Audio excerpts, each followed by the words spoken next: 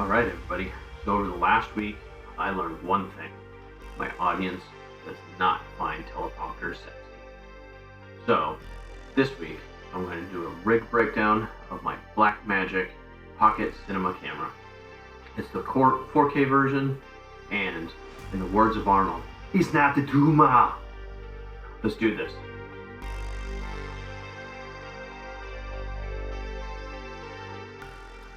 So, just a disclaimer from the top. The Blackmagic Pocket 4K is my favorite camera I've ever used, and I suggest it as an entry-level or an advanced camera to anyone who asks whether I like it over another camera. So, with its specs and its amazing price, this camera can't be beat. And with that being said, let's talk about some of the warts. So, the Blackmagic Pocket Cinema Camera 4K, God, there's really no good way to say that, has less than an admired, chunky DSLR body that makes photographers happy, but a gimbal operator just screams. The form factor of this camera is my least favorite feature of the Pocket Cinema 4K. And it's such a pain to mount on my Ronin gimbal. I have a Ronin S gimbal, and it's just a nightmare. So one of the things with the Ronin S that I've had to do is, right now I have the full gauge on. I also have to go out and buy the half gauge just for the Ronin S. And that really shouldn't be necessary. But with this camera, if you want to use it on the Ronin, you either gotta get a slip plate, an adjustment plate, or this. Okay. Complaining's over. Let's talk about what makes this camera a sexy beast.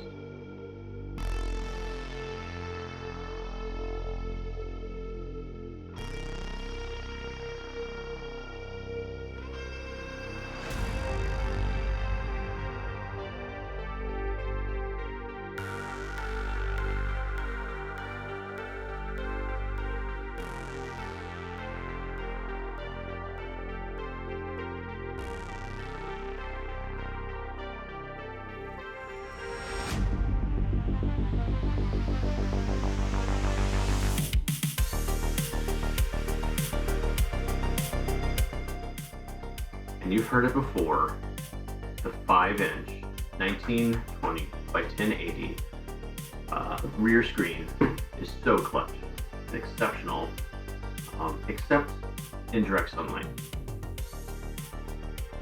So, I know, no more complaining. But with this, the rear menu layout and the use of this and just getting your shot set up and everything is awesome. And again, the menus, you've heard it before, are so easy to navigate and find all the settings. And being able to frame your scene and find focus within the camera, on the camera, from right here, is awesome. You don't necessarily need to have a top monitor. But again, you've heard this all before. And recording, whether it's in B-RAW, ProRes, to a SSD drive, or to the compact flash or C flash card, is great. The flexibility and the options are excellent. And I really enjoy the fact that I could have a little compact flash card in here, a little SD card, sorry, not compact flash, an SD card in here, and I don't have to worry about having my external drive. It gives me about 20 to 30 minutes of record time at certain B-RAW rates. And with this camera, I only shoot B-RAW. So I haven't actually gotten into the ProRes because I'd rather just go RAW, and dropping in DaVinci is super easy. So this camera is the Micro Four Thirds 4K camera. It has a Micro Four Thirds mount on the front, but I also use the Viltrox EF adapter, and this is the Mark II version, or the second version of it.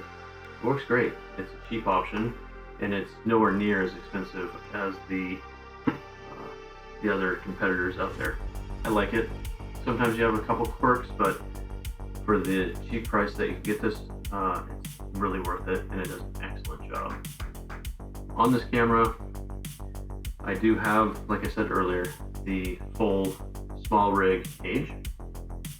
It's an excellent cage. It has plenty of NATO rails so you can mount things, plenty of mounting points, and it provides a good sturdy structure for protecting the camera. Also on this camera, I do have a top handle just for pulling the camera on and off my tripods and other mounts. I will sometimes use a side rail, which, if I have it right here, I typically will slide onto the side, which then gives me the ability to grab the camera off the side like this, and even hand hold it, but since I'm not the most steady person in the world, hand holding is not always an option for me. So also with this, I have the small rig faceplate. It has the set 15mm rod holders in it.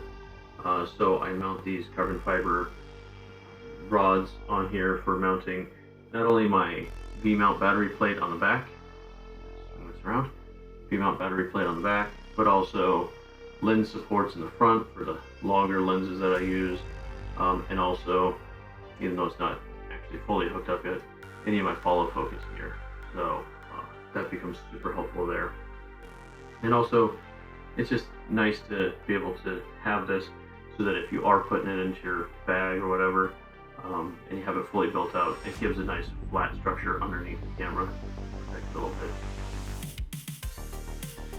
With the camera, I will tend to use a monitor on it. This one is one of the newer versions. I got this, it was incredibly cheap and on sale. Does a great job. It's nice and small and compact. I also have a larger 7-inch display that I use sometimes. This mostly will be used to keep it off to the side so that I could watch what I'm doing if I'm shooting and I'm got the camera into a tighter space, and I just have this off to the side. As far as storage goes, I leverage not only the Samsung T5 SSD drive, which is my favorite thing in the whole wide world. I've never had any problems with it. People talk about the cables getting loose, so I do have this small rig SSD holder for the T5. It has a clip or a clamp for holding the cable into the drive here, and then you could also get a clamp for the side of the small rig cage. I have not yet purchased that because a little extra money, and really haven't had any issues with it at all. Also on top of this, I do use CFast and SD cards. This SD card from Lexar, it's a 1667 times speed write and read, 250 megabit per second. This thing works awesome. It's great, it's cheap, and it does its job. This is easy to just run and gun with, and I don't have to worry about hooking up the SSD drive. Well, again, trying not to get back to complaining, but the battery life of the Pocket 4K is garbage. The batteries that they chose to go with the Canon batteries are not ideal by any stretch of the imagination, and they tend to die after just a couple, minutes really of use.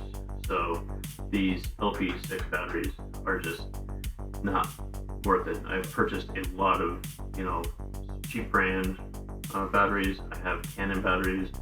I have the battery that came with the camera, and so I have a ton of these little batteries, but they always just die, and I hate having to switch it out. I like that the Pocket 6K now has the the NPF batteries and that option. But most times what I'll use is a V-mount battery. So I have this Condor blue battery cable for my V-mount battery, and what I use for my camera, get it off, is this small rig V-mount plate. This thing is great. I mount this onto the back rails, like so, and then gives me the ability just to throw the V-mount battery on there and then connect it up with the cable. And this is something I got. It's a 95 watt-hour battery, the BP95, and this is from I don't quite know how to say the name of it. It got great reviews. This battery's been great. I've charged it once since owning it, and it just keeps going and going and going. And I use my camera quite a bit, and it has a nice meter for telling me how charged it is, and it has one USB port on the side, so I'll plug in my Nucleus Nano into here, and then if I really need more for my DTAP, I can always just get a DTAP hub and plug that in. That might come in useful for plugging in my monitor into this, so that I'm not charging, not having to use a battery on the monitor. But right now my monitor is also running a nice little NPF battery. So these little ones, I have a ton of these also, and they're very useful. Here, and so my V-mount battery just goes here at the bottom, just clicks in, and there it is. It's on my thing, on my rails, and now I can swing this over and plug it in the proper way. There you go. Great option. So on the front here, I have the Tilta mini Mattebox. This is a great little Mattebox. I always have a ND filter, glass 3x5 filter in here at all times. I don't normally take it out, so this goes with me. Have a space not only in my backpack but also in my carrying cases, which holds this very nicely. And it works great. A lot of times with the wider lenses that I use, I get flares from the side and so forth, and this is really clutch for being able to control the sun and where it's coming in. So this is my production rig for my Blackmagic Pocket Cinema 4K. Hope you liked it. If you did, go ahead and hit that subscribe button in the bottom and hit the like button, and also enable the notifications. Let us know that you're watching, and we'll let you know when we have new content available for you.